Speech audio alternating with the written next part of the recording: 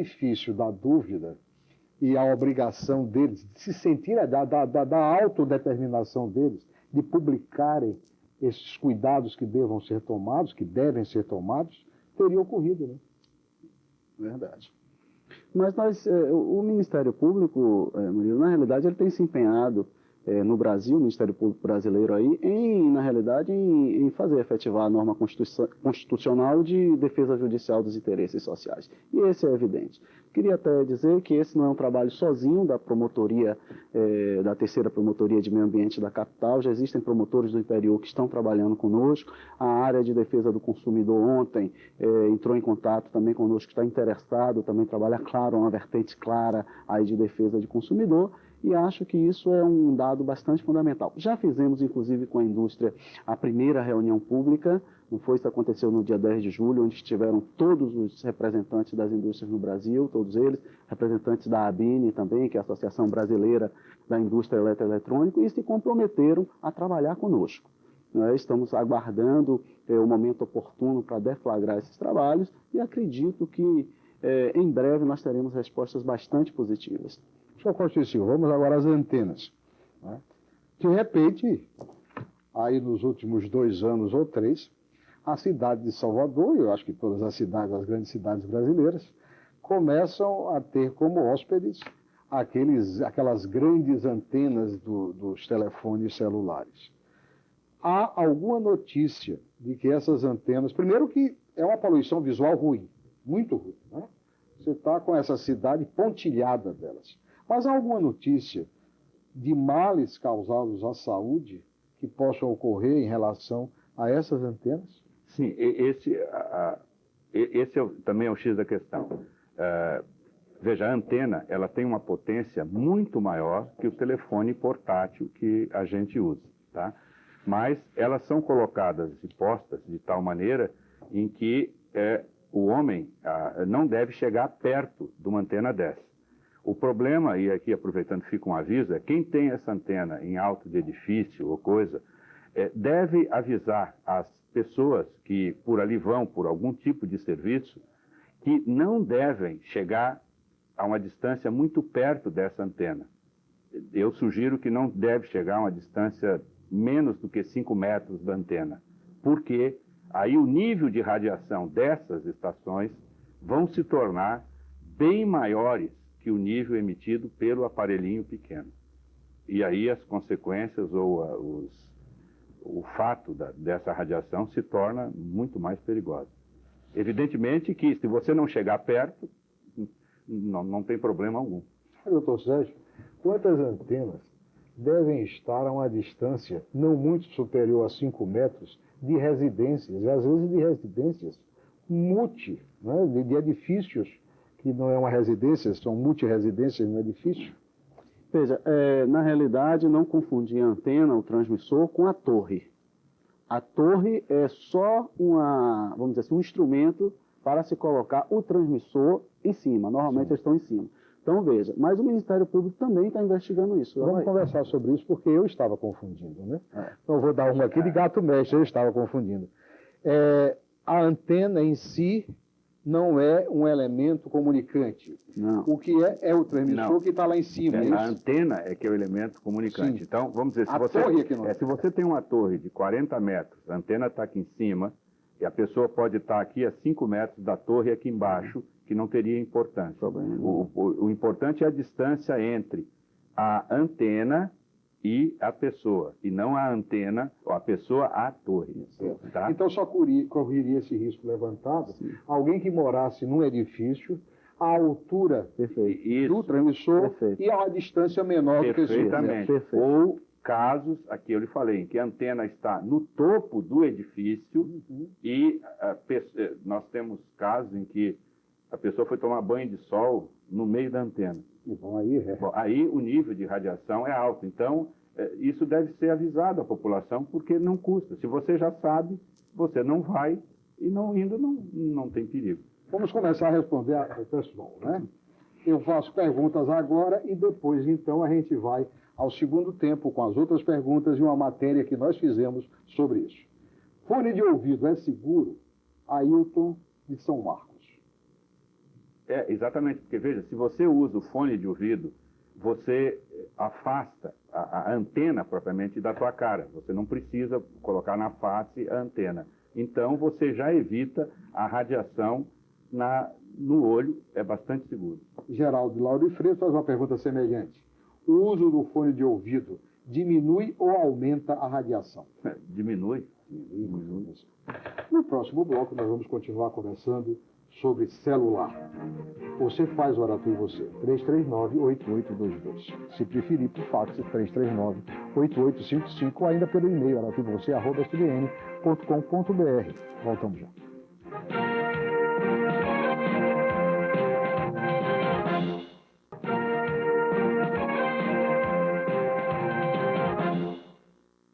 Nós estamos aqui com o professor Costa e Silva e o promotor para meio ambiente, Sérgio Mendes.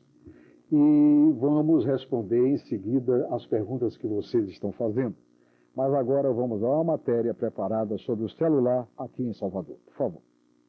Ligue só pra mim, ligue já, ligue só. Número de clientes: 350 mil. Nós tivemos um investimento até então de 770 milhões de reais.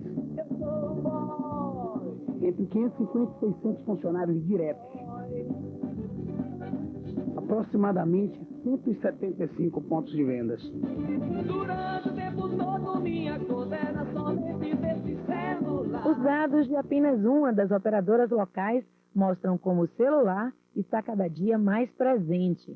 Diferentes tipos e tamanhos, planos e pacotes que facilitam a aquisição do aparelho, que já foi símbolo de status.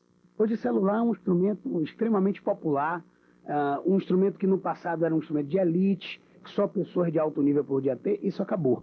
O celular passou a ser um instrumento popular. Hoje você tem assim, do menino que toma conta do carro na rua, ao grande executivo, você vê todo mundo com o celular na cintura. É um instrumento hoje que já avançou por todas as classes sociais. Facilitar a vida, agilizar negócios. O celular deu mobilidade e flexibilidade de tempo e espaço. Mas junto com as novidades tecnológicas vieram as dúvidas. Celular pode causar doença? Poderia fazer mal caso ele estivesse irradiando uma potência acima dos níveis recomendados pelas organizações mundiais de saúde, certo? E nesse caso, você poderia provar através de uma medição com um aparelho adequado que ele estaria irradiando um valor acima do estabelecido. Mas por via das dúvidas, alguns cuidados podem ser tomados. Comprar aparelhos em lojas credenciadas, usar sempre que falar mais de 10 minutos o hands-free e, claro, evitar chuva ou sol intenso. Cerca de 500 mil pessoas hoje em Salvador usam celular. Isso representa 1/5 da população da cidade. E apesar do número de usuários continuar crescendo, poucas pessoas assumem ter cuidados na hora de usar o aparelho. O senhor tem algum cuidado especial quando usa o celular? Não. Nenhum. Não deixo no sol, mas uso muito pouco. O celular sempre é guardado em lugar que fica longe da coisa da criança e só pega adulto, eu e minha esposa. Tenho. Manter um pouco afastado do ouvido. Não, normalmente não. Já me falaram, já fui informada até mesmo pela televisão que não é bom botar junto ao coração algumas coisas, quem usa marca-passo, essas coisas, acho que é ruim, né? Professor Costa e Silva, eu acho que a primeira preocupação minha é quando a pessoa, evidentemente, ligada à empresa que explora a telefonia celular, esqueceu de dizer que tem que falar pouco ao celular. É evidente que ele quer que todo mundo fale o máximo possível, é interesse da empresa. Mas o que é que o senhor acha disso? Não, meu amigo Zé Carlos que falou, ele tem razão. Ele falou que depende, evidentemente, da potência do celular. O problema que ele falou é que essa potência não deve exceder determinado valor das normas. O problema da questão é saber exatamente que valor a ser excedido. É essa a dúvida atual. Nós recebemos um fax de Azevedo. Azevedo é meio que estava reclamando comigo aqui, que eu me esqueci de dizer que o doutor Antônio. Na Inglaterra, como foi dito, existem estudos sobre os efeitos das ondas eletromagnéticas sobre o corpo humano, chegando-se a proibir as moradias próximas às subestações transformadoras e de linha de transmissão de energia. ou de celulares e antenas de transmissão. Sabemos que as ondas eletromagnéticas são capazes de induzir uma tensão elétrica, eu acho, em um condutor. Considerando o corpo humano um condutor, certamente algum tipo de problema pode nos ocasionar. Exatamente. Nós não somos um condutor perfeito, então nós somos induzidos a tipo como condutor.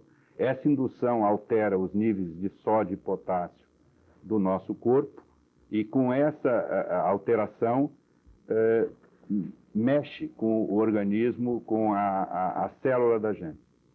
Aqui tem uma pergunta: por que a legislação brasileira permite colocar as antenas em frente a hospitais e a menos de 20 metros de casas e prédios, sabendo que a radiação pode prejudicar pessoas? Frederico Zeda, de Ondina. Veja bem, a questão da legislação, ela não existe, melhor dizendo, uma legislação conclusiva. Existe um conjunto de indicações da Anatel. E me parece aí que essa agência reguladora, ela deveria estar bastante empenhada em mostrar, em oferecer à nação, rapidamente, um conjunto de normas sobre a questão. Mas esse conjunto de normas ainda não existe. Existe um estudo.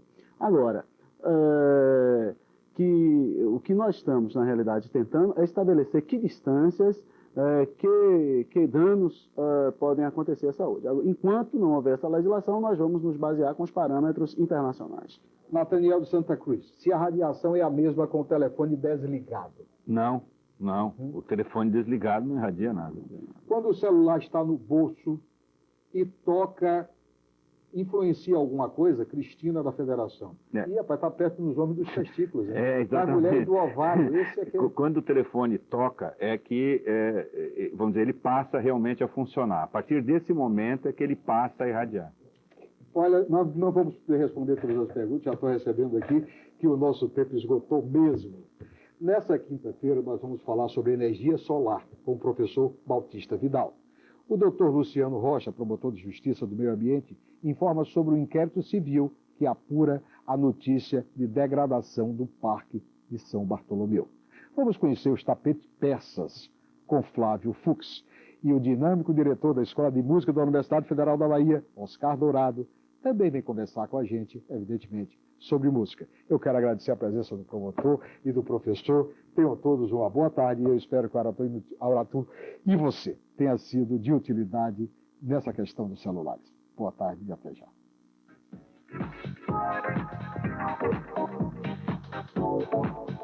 TV Aratu, uma emissora afiliada ao SBT.